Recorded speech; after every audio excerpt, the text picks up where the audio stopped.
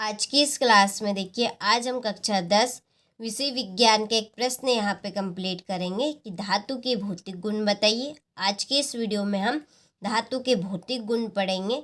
तो चलिए वीडियो को स्टार्ट करते हैं और धातु के भौतिक गुण देखते हैं। देखिए, नंबर 1 है भौतिक अवस्था, नंबर 2 है रंग, नंबर 3 धात्विक चमक, नंबर 4 कठोरता, नंबर 5 है ध्वनिकता और देखिए नंबर 6 पे है आघात वर्धिता, नंबर 7 पे है गलनांक, नंबर 8 पे क्वथनांक और नंबर 9 पे रहेगा आपका चालकता। देखिए, आपको इनको देखकर ही नहीं डरना है, पूरा मैं आप सभी को अच्छे से कंप्लीट कराऊंगी। तो चलिए हम धातु के भौतिक गुण को अच्छे से समझते हैं। तो यहाँ पे हम समझेंगे धातुओं के भौतिक गुण। तो देखिए, नंबर 1 है भौतिक अवस्था,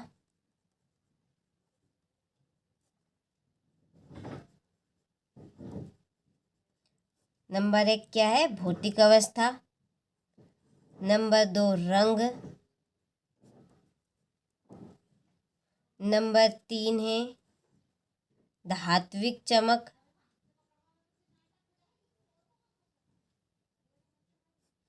धात्विक चमक,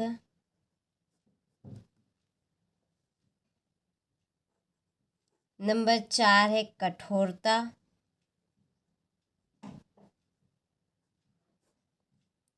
नंबर 5 है ध्वनिकता,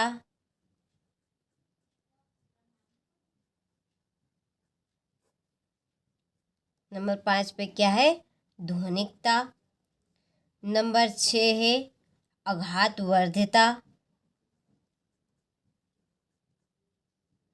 आघात वर्ध्यता,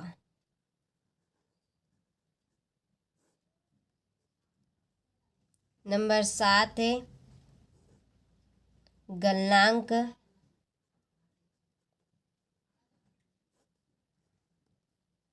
नंबर 8 है क्वथनांक,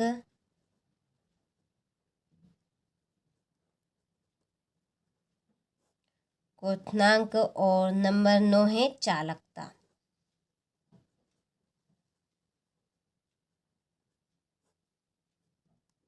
ठीक है, तो ये हमारे धातुओं के भौतिक गुण 9।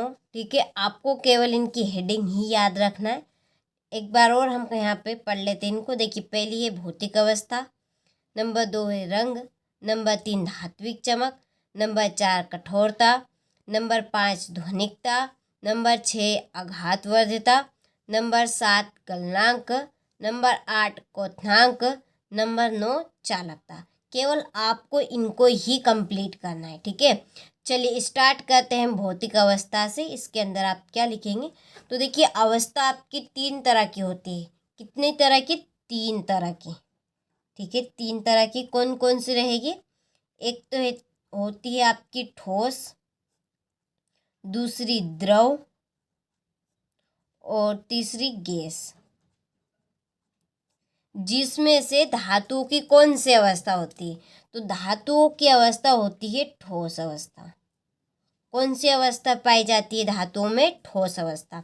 लेकिन जो पारा है वो आपका द्रव अवस्था में पाया जाता है। तो इसमें जो पारा है ये आपका अपवाद रहेगा धातु में। ठीक है, अपवाद कौन है धातु में? पारा है, जो आपका द्रव अवस्था में पाया जाता है। ठीक है, तो धातुओं में सामान्यतः, ठीक है, सामान्य ताप पर कैसी होती है आपकी धातुएं? ठोस होती है। कैसी रहेगी? ठोस। इसके बाद में है रंग। तो धातुएं धूसर रंग की और ग्रे रंग की होती। कैसी होती? धूसर रंग की, धूसर और ग्रे रंग की होती है। ठीक है, तो धातुएं कैसी होती है? धूसर और ग्रे रंग की होती है। ठीक है, तीसरा पॉइंट है धात्विक चमक। धात्विक चमक यानी कि इनमें चमक का गुण होगा। कौन सा? चमक का गुण। जैसे कि सोना, चांदी। ठीक है, जैसे कि आपका हो गया सोना, सोना हो गया, चांदी हो गया, तांबा हो गया। ठीक है, तो ये सभी क्या होती है आपकी, चमकदार होती। कैसी होती है ये, चमकदार, चमकदार। ठीक है, तो धातुओं में धात्विक चमक का गुण पाया जाता है। ठीक है, तो आपने देखी होगी सोना और चांदी कितनी चमकदार होती है। जब ये अपने शुद्ध रूप में होती है तो इनकी जो सतह है वो कैसी होती है, चमकदार होती है। तो इसी को क्या कहते हैं, धात्विक चमक कहते हैं। ठीक है, चौथा है कठोरता। तो कठोरता, तो धातुओं में कठोरता का गुण पाया जाता है। ठीक है, धातुएं कैसी होती है आपकी, कठोर होती है। कैसी रहेंगी, कठोर रहेंगी। ठीक है, कैसी रहेंगी, कठोर। जैसे कि आपकी सोना हो गई, चांदी हो गई, तांबा हो गया। इसके बाद में आप देखिए ये लोहा ले लीजिए। ठीक है, कितना कठोर है, जब हम इसको हाथों से दबाएंगे तो ये दबेगा नहीं। ठीक है, जैसे कि ये ले लीजिए आप। ठीक है, इसको भी आप दबाएंगे तो ये दबेगा नहीं। इसी तरह से ये पेन ले लीजिए, जब हम इसको हाथों से दबाएंगे तो ये दबेगा नहीं। तो ये किस अवस्था में, तो ये है कठोर। ठीक है, कैसी है ये, कठोर है। तो धातुओं में कठोरता का गुण पाया जाता है। तो हम बोलेंगे यहाँ पे कि धातुएं कैसी होती है, कठोर होती है। लेकिन जो सोडियम और पोटेशियम है, ठीक है, कौन है, सोडियम, सोडियम और एक आपकी पोटेशियम, पोटेशियम, ये दोनों जो धातुएं हैं, ये धातुएं आपकी मुलायम होती है। कैसी होती है, मुलायम, मुलायम होती है। इनको हम चाकू से भी काट सकते हैं। किससे, चाकू से। तो इतनी मुलायम होती है आपकी सोडियम और पोटेशियम धातु। तो ये आपकी अपवाद है, क्योंकि धातुएं कैसी होती, कठोर होती है। लेकिन सोडियम और पोटेशियम मुलायम होती है, इनको हम चाकू से भी काट सकते हैं। जैसे कि आपने मोमबत्ती देखी होगी, मोमबत्ती आपकी चाकू से भी कट सकती है। ठीक है, तो इस तरह से आपकी सोडियम और पोटेशियम धातु होती है, जिनको हम चाकू से भी काट सकते हैं। इसके बाद में हमारा है पांचवा पॉइंट। ठीक है, ध्वनिकता। ध्वनिकता क्या है, जैसे कि जब हम किसी वस्तु को कठोर सतह से पीटेंगे, ठीक है, इस तरह से, तो एक ध्वनि उत्पन्न होगी। आपको आवाज आ रही होगी यहाँ पे, तो ये जो ध्वनि उत्पन्न हो रही है इसी को कहते हैं ध्वनिकता। तो ठीक है, धातुओं में ध्वनिकता का गुण भी पाया जाता है। ठीक है, जैसे कि आपकी स्कूल की घंटी हो गई, मंदिर की घंटी हो गई। जब स्कूल की घंटी को हम किसी कठोर सतह से ठोकेंगे तो वो एक ध्वनि उत्पन्न करेगी। तो वो क्या है, आपकी धातु है। तो धातुओं में ध्वनिकता का गुण पाया जाता है। आघात वर्धिता। आघात वर्धिता किसे कहते हैं, जैसे कि आपकी ये धातु है, ठीक है, जब हम इसको हथौड़े या किसी और चीज़ से इसको पीटेंगे तो ये चादर के समान फैल जाएगी। जैसे कि स्कूल की घंटी, ठीक है, जैसे कि आपकी स्कूल की घंटी, वो इस तरह का आपका टुकड़ा था लोहा का, उसको गर्म करके हथौड़े की सहायता से पीटा तो वो एक चादर के समान फैल गई। तो इसी को कहते हैं आघात वर्धिता। ठीक है, तो आघात वर्धिता का गुण आपका धातुओं में पाया जाता है। ठीक है, इसमें आघात वर्धिता का गुण भी पाया जाता है। अब है आपका अगला गलनांक। गलनांक किसे कहते हैं, तो धातुओं को जो गलनांक होता है वो उच्च होता है। कैसा होता है, उच्च होता है। और क्वथनांक भी उच्च होगा। धातुओं का क्वथनांक भी कैसा होगा, उच्च होगा। तो अब हम क्वथनांक किसे कहेंगे, तो देखिए क्वथनांक वह तापमान है जिस पर कोई ठोस पिघलकर द्रव में परिवर्तित हो जाता है, उसे क्या कहते हैं, गलनांक। गलनांक यानी कि गलना। ठीक है, कोई किसी भी आपकी ये ठोस अवस्था, ठीक है, ठोस कोई की भी आपकी वस्तु है, जब हम इसको हीट करेंगे यानी कि गर्म करेंगे अधिक तापमान पे, ताप पर, तो ये ठोस से किस में परिवर्तित होगा, आपका द्रव में परिवर्तित होगा। तो इसी को कहते हैं गलनांक। तो धातुओं का क्या होता है, उच्च गलनांक होता है। क्वथनांक क्या है? तो जब देखिए, जब आपकी कोई सी भी वस्तु है, ठीक है, तो वहाँ उस ताप पर गलना यानी कि उबलना शुरू करेगी, उसी को क्या कहते हैं? गलनांक। जैसे कि हम सर्दियों के मौसम में पानी गर्म करते हैं तो गर्म होने के बाद थोड़ी देर और उसको हम रखेंगे चूल्हे पर, या आपकी राड है उसको थोड़ी देर और रखेंगे उसमें पानी में, तो वो थोड़ी देर बाद क्या करेगा? आपका उबलना स्टार्ट कर देगा। तो उसी को क्या कहते हैं? गलनांक कहते हैं। तो धातुओं का क्या होता है? गलनांक उच्च होता है। चालकता, तो धातुओं में चालकता का गुण पाया जाता है। तो ये जो धातुएं होती है वो विद्युत और उष्मा की क्या होती है? ये होती है आपकी सुचालक।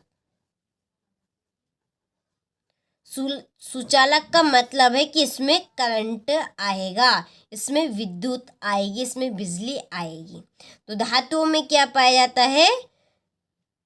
सुचालक का गुण भी पाया जाता है। ठीक है, तो ये है आपके धातुओं के भौतिक गुण। आपके 9 गुण हैं और मैंने आपको यहाँ पर पूरा प्रयास किया है समझाने का। ठीक है, अब हम नोट्स में आप कैसे लिखेंगे? तो देखिए, आप यहाँ से नोट्स में से तैयार कीजिएगा। ठीक है, देखिए यहाँ पर हम और अच्छे से कंप्लीट करेंगे एक बार और। वहाँ पे मैंने केवल आपको समझाने का प्रयास किया था। तो देखिए, पहला पॉइंट है हमारा भौतिक अवस्था। भौतिक अवस्था के अंतर्गत आपको लिखना है कि धातुएं सामान्य ताप पर ठोस अवस्था में पाई जाती है, लेकिन पारा एक ऐसी धातु है जो द्रव अवस्था में पाई जाती है। ठीक है, तो भौतिक अवस्था में क्या लिखना है आपको? कि धातुएं सामान्य ताप पर ठोस अवस्था में पाई जाती है, लेकिन पारा एक ऐसी धातु है जो द्रव अवस्था में पाई जाती है। ये आपकी अपवाद है। ठीक है, इसके बाद में है दूसरा पॉइंट, रंग। तो अधिकांश धातुएं धूसर या ग्रे रंग की होती है। कैसी होती है धातुएं? अधिकांश धूसर रंग की और ग्रे रंग की होती है। ठीक है, दूसरा पॉइंट आपका कंप्लीट हो चुका। इसके बाद में तीसरा पॉइंट, धात्विक चमक। धात्विक चमक मैंने आपको बता दिया, आपकी जैसे कि सोना, चांदी। देखिए, ये आपका लोहा है, जब इसका जो शुद्ध रूप होगा, नहीं शुद्ध रूप, तो इसकी जो सतह है वो बहुत ही चमकीली होती है। तो इसी को क्या कहते हैं? इसको कहते हैं ध्वनिक। तो धात्विक चमक कहते हैं, जैसे कि सोना, चांदी। ठीक है, वो अपने शुद्ध रूप में बहुत ही अधिक चमकीली होती है। इसके अंदर क्या लिखेंगे हम? कि इसमें धात्विक चमक का गुण भी पाया जाता है। धातुओं में धात्विक चमक का गुण पाया जाता है। चौथा पॉइंट है कठोरता। कठोरता यानी कि कठोर होती है। जब हम किसी भी धातु को हाथों के द्वारा दबाएंगे या किसी चीज के द्वारा दबाएंगे तो वो दबेगी नहीं। तो इसी को कहते हैं कठोर होना। ठीक है, तो अधिकांश धातुएं कठोर होती है। कैसी होती है? कठोर होती है। लेकिन सोडियम, पोटेशियम को चाकू से आसानी से काटा जा सकता है।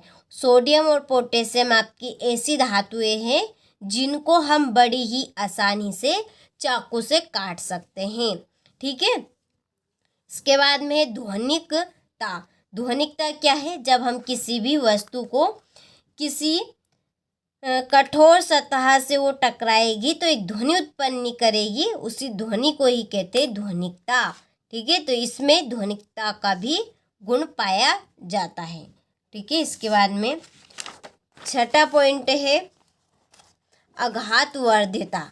आघातवर्ध्यता में लिखना है कि धातु पीटने पर ये चादर के समान फैल जाती है। धातुएं पीटने पर चादर के समान फैल जाएगी। जैसे कि ये आपका लोहा है, जब हम इसको किसी भी वस्तु या हथौड़े की सहायता से इसको पीटेंगे गर्म करने पर, तो ये एक चादर के समान फैल जाएगी। जैसे कि आपने स्कूल की घंटी देखी होगी।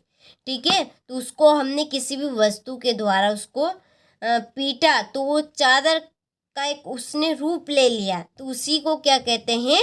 आघातवर्ध्यता कहते हैं। ठीक है, तो इसमें आपको लिखना है कि धातु को पीटने पर ये चादर के समान फैल जाती है। ठीक है, इसके बाद में है गलनांक। धातुओं के गलनांक उच्च होते हैं। गलनांक, गा से गलनांक, गा से गलना। ठीक है, तो ऐसा आपका टेम्परेचर रहेगा, ऐसा आपका तापमान कि जिस पर कोई ठोस पिघलना शुरू कर दे उसी को क्या कहते हैं, गलनांक कहते हैं। ठीक है, तो इसमें आप लिखिएगा धातुओं के गलनांक उच्च होते हैं। क्वथनांक, क्वथनांक क्या है कि इनके क्वथनांक भी उच्च होते हैं। क्वथनांक वहाँ रहेगा आपका कि ऐसा तापमान जिस पर कोई द्रव उबलना शुरू कर दे उसे गलनांक कहते हैं। ठीक है, जैसे कि पानी, आपका पानी गर्म होने पर कुछ समय और वो रखा रहेगा तो आपका वो थोड़ी देर बाद उबलना शुरू कर देगा, तो उसी को कहते हैं गलनांक। ठीक है, इसके बाद में हमारी है चालकता। चालकता धातु विद्युत तथा उष्मा की सुचालक होती है। सुचालक यानी कि उसमें करंट आएगा, बिजली आएगी। तो धातु कैसी होती है, विद्युत एवं उष्मा की सुचालक होती है। ठीक है, और इसमें आप नोट कीजिएगा कुछ महत्वपूर्ण बातें हैं कि सबसे अधिक सुचालक धातु चांदी और कापर है। सबसे अधिक सुचालक धातु कौन सी, चांदी और कापर। ऑब्जेक्ट के रूप में आपसे ये प्रश्न इस तरह से पूछा जा सकता है कि सबसे अधिक सुचालक धातु कौन कौन सी है, तो आपको लिखना है चांदी और कापर। उष्मा की कुचालक, जिसमें करंट ना आता है। ठीक है, और जिसमें करंट आए वो सुचालक, जिसमें करंट ना आए वो कुचालक। तो उष्मा की सुचालक धातु लेड एवं मरकरी है। ठीक है, लेड और मरकरी में करंट नहीं आता है, तो ये क्या है, सुचालक है। ठीक है, तो आप सभी को आज का यह प्रश्न अच्छे समझ में आ गया होगा।